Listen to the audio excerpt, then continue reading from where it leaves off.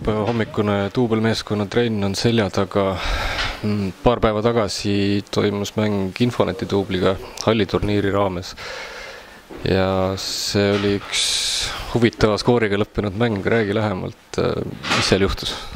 Jah, et 7-0 jäi see lõppskoor ja selle koha pealt võib üldtulemusega rahule jääda. Aga nagu küsimusi tekitas Infoneti natuke koosseis ja võib-olla ka nende valmisolek. Et tulid peale suhteliselt noore koosseisuga ja võib-olla nende motivatsioon polnud ka kõige kõrgem selle mängu jaoks. Et ise lootsin, et Infoneti näol saame tugeva mängu ja saame nii-öelda poisse proovile panna. Aga paraku kukkus välja nii, et väga suurt vastupanu ei tulnud ja suutsime nagu terve mängu domineerida ja ka need väravad ära lüüa. Et poistele kiitus selle eest, et suutsime 7 väravat lüüa ja ka mõned kohad, millega kallal oleks tahtnud nagu rohkem tööd teha, neid jäid nagu saavutamata, kuna ei olnud piisav nii-öelda väljakutse võib-olla. Et sellistes tingimustes Sagarilt 5 väravat oli täitsa normaalne.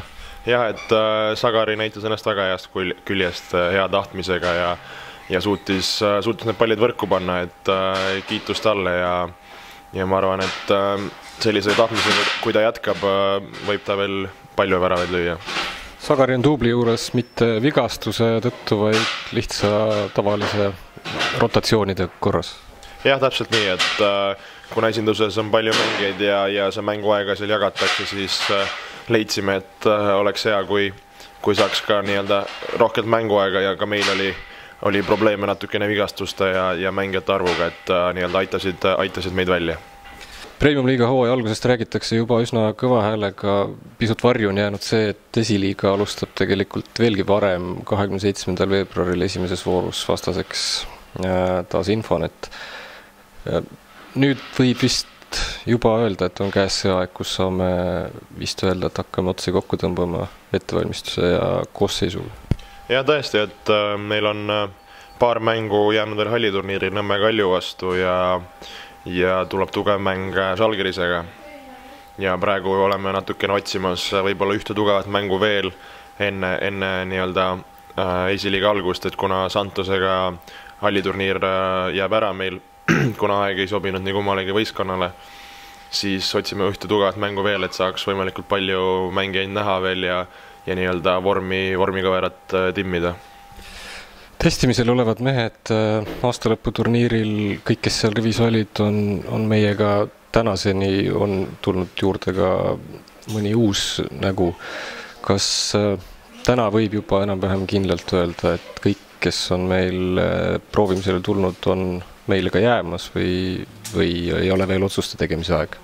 Ja, et pigem võib öelda, et on jäämas, et eks sõltub palju sellest, palju meil nii-öelda, mis esinduse näol toimub, et mis mehed sinna jäävad ja kuidas on meil positsioonidega.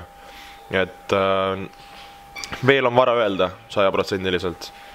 Aga need mehed, kes meil praegu on teinud head tööd ja ma siiralt loodan, et nad meie võistkonna jäävad, et see on juba natuke nii-öelda teine teema. Paraku on viimaste nädalate jooksul tulnud duubli rivistusest rääkides kasutada ka sõna vigastus, et täna hommikuses trennis oli hea näha, et eraldi treenivaid mehi oli juba väga vähe. Kuidas praegu meestel seisud on?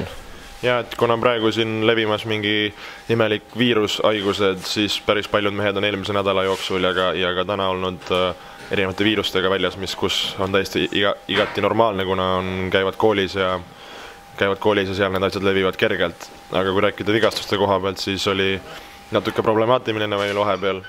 Aga õnneks nüüd ja mehed hakkavad tagasi tulema ja loodan, et lähinädalatel oleme juba täies koosseisus ja saame teha nii-öelda täies mahus. Aitäh, Joel!